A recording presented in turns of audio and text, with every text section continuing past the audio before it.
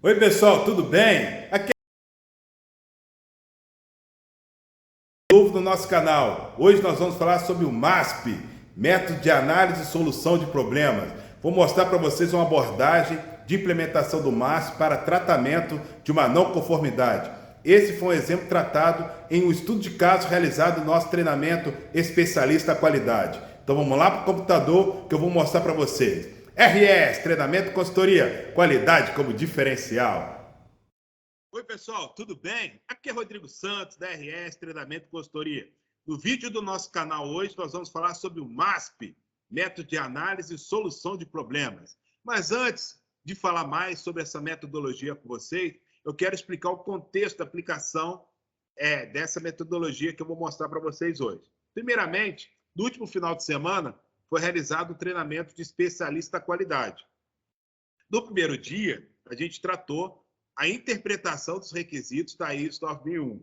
E no segundo dia, nós tratamos técnicas de auditoria, como o aluno pode se formar um auditor interno da qualidade, da ISO 9001. E no momento da aplicação da metodologia MASP, foi para o tratamento de uma não conformidade.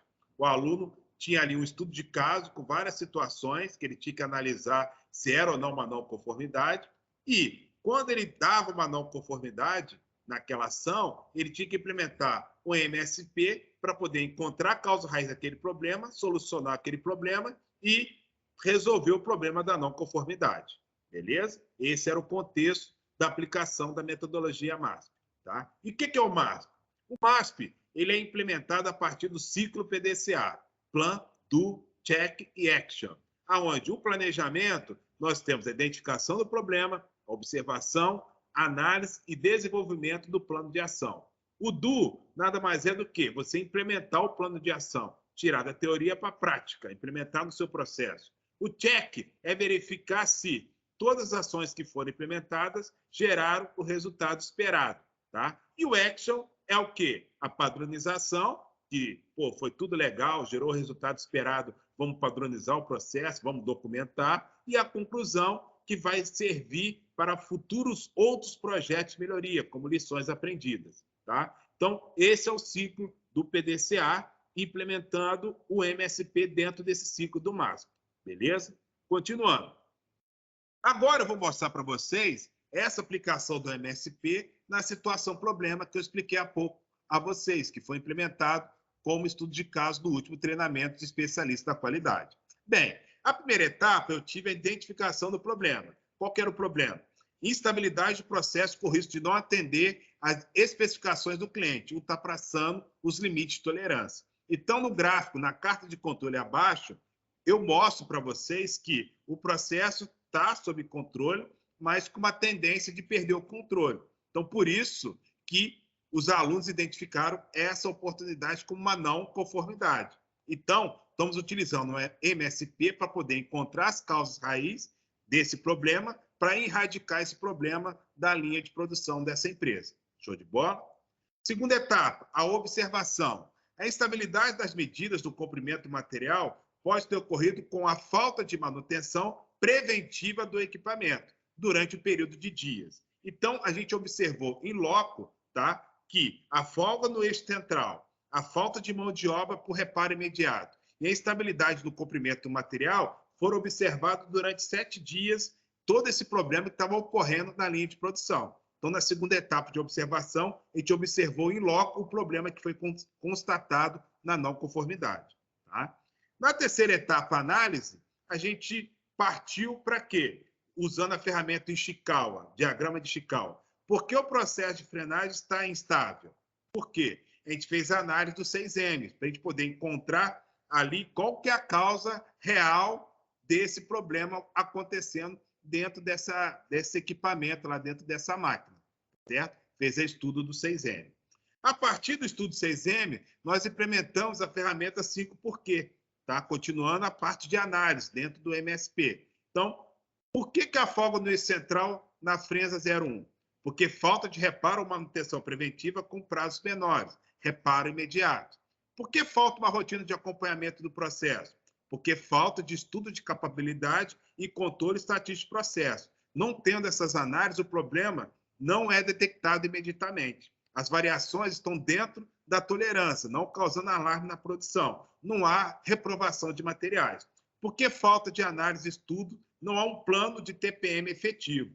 Então, a partir do 5 porquê, a gente chega aqui. O grande ponto, tá, desse problema é a falta de um planejamento de manutenção que seja efetivo para evitar esse problema lá na máquina.